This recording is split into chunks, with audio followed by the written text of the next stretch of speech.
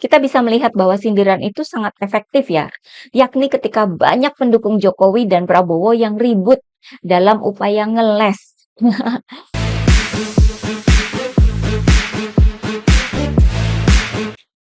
Hai guys, jumpa lagi dengan saya, Nina Nur. Kita kembali mengulik-ngulik politik.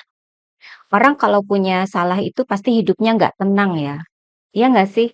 Biasanya begitu ya, matanya selalu awas, lirak-lirik, cek-ricek berita, cek-ricek trending topik di media sosial, kupingnya selalu dipasang dengan setelan maksimal.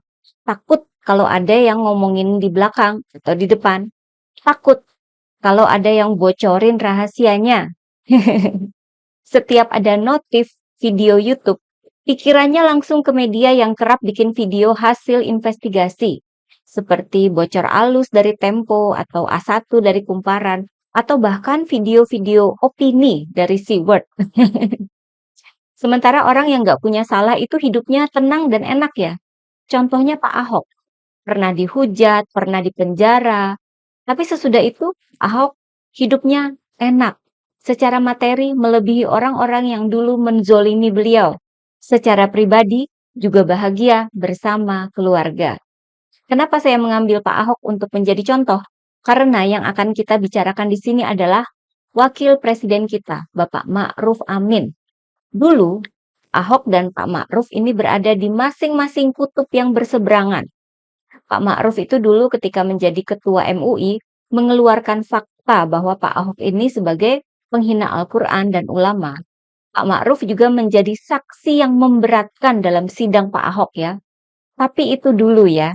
Seiring dengan waktu yang berjalan, kanan tekanan politik yang berkurang dan hilang, kemudian Pak Ma'ruf malah jadi wakilnya Pak Jokowi di Pilpres 2019. Ada perubahan besar yang terjadi. Pak Ma'ruf bahkan sempat menyatakan penyesalan beliau telah menjadi saksi yang memberatkan di kasusnya Pak Ahok. Artinya, seiring dengan pertambahan usia, orang itu harusnya tambah bijak ya. Ini tercermin dari sikap Pak Ma'ruf dan Pak Ahok. Sekarang sudah tidak ada lagi permusuhan yang tersisa di antara keduanya. Keduanya sudah berdamai dengan masa lalu, menuju masa depan yang lebih baik tentunya. Pak Ahok mungkin masih akan terus di dunia politik. Sementara Pak Ma'ruf, nanti kalau sudah selesai jadi wakil presiden, katanya beliau akan kembali ke lingkungan pesantren. Di sini kita melihat ada perbedaan besar antara wakil presiden dan presidennya. Kalau Pak Ma'ruf ini sudah berdamai dengan masa lalu dan bahkan sudah mengakui dan menyesali kesalahannya terhadap Pak Ahok. Artinya sudah nggak ada beban gitu ya. Beda sama Pak Jokowi. Yang kita saksikan adalah makin ke sini, malah makin menjadi-jadi. Ada soal pelanggaran etik oleh pamannya Gibran di MK, bongkarnya niat untuk mengkhianati PDIP, terbongkar juga bahwa yang ingin 3 periode itu ternyata adalah dirinya sendiri. Makin kelihatan adanya grand design politik dinasti. Dan yang sekarang lagi heboh itu putusan MA soal batas usia kepala daerah di pilkada yang membuat anak presiden yang satu lagi bisa ikut pilgub di Jakarta. Makin menjadi-jadi. Orang yang tidak punya salah dan tidak punya beban pasti akan tergerak hatinya ketika melihat ada pelanggaran etik. Tidak bisa diam saja melihat konstitusi dipermainkan dan demokrasi dimundurkan. Oleh sebab itu, saya melihat bahwa Pak Ma'ruf Amin ini menyentil dengan caranya sendiri. Misalnya, kita melihat putri beliau, Siti Nur Azizah Ma'ruf, menjadi pendukung pasangan Ganjar Mahfud di Pilpres 2024 lalu. Alasan putri Pak Ma'ruf mendukung Ganjar Mahfud adalah karena menilai pasangan itu punya kapasitas dan integritas dan juga diyakini bisa memperjuangkan amanah dari reformasi. Ini kan telak sekali ya, menyentil keluarga Jokowi yang justru melanggar amanah reformasi, melanggar etik demi sang anak bisa maju nyapres, ya kan? Ketika film Dirty Vote dirilis, Pak Ma'ruf Amin kembali mengeluarkan pernyataan yang tajam. Pak Ma'ruf mengajak publik untuk menyambut baik film itu, juga mengatakan bahwa mudah-mudahan tidak terjadi ketidakjujuran. Beliau berani bersikap berbeda dengan para pendukung Jokowi dan Prabowo. Karena beliau nggak ada beban kesalahan ya kan. Yang ribut itu kan yang merasa sebagai pihak yang dipersalahkan dan dibongkar kecurangannya lewat film itu. Pada hari yang sama, kebetulan Pak Ma'ruf memberikan sambutan dalam perayaan nasional Tahun Baru Imlek pada bulan Februari lalu ya. Di sana, kembali Pak Ma'ruf memberikan pernyataan tajam, setajam silet. Kebetulan temanya tentang rasa malu. Kata Pak Ma'ruf, seseorang yang memiliki rasa malu kan takut melakukan tindakan yang tidak sesuai norma, nilai, dan etika. Dengan kata lain, orang yang bisa dan terbiasa melanggar etik adalah orang yang sudah enggak tahu malu. Makjleb. Dalam ini ya, buat yang merasa aja sih. Mungkin ya, di balik layar, di balik tembok dan pintu, Pak Ma'ruf pernah mencoba menasehati atasannya ya. Namun bukannya sadar, malah makin menjadi-jadi. Jadi ya udah, Pak Ma'ruf kemudian ketika ada momen yang pas, beliau kemudian memberikan kritik secara terbuka aja.